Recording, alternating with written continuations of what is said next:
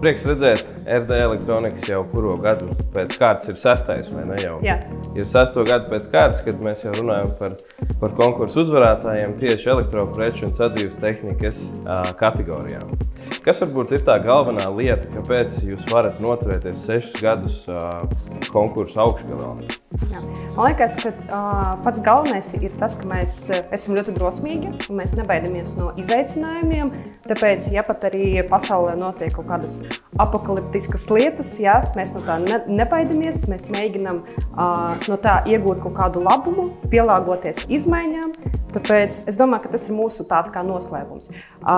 Plus arī mēs arī attīstamies, mēs ļoti daudz ieguldam mūsu darbiniekos, mūsu uzņēmumā, mūsu programmās, tā lai mūsu darbinieki ir maksimāli zinošāki, lai arī mūsu klienti ir apmierināti, lai arī iegūtu profesionālu apkalpošanu. Varbūt tāds nedaudz neformālāks jautājums. Kas varbūt bija tāds 1-2 spilgtākie, interesantākie notikumi 2023. gadā?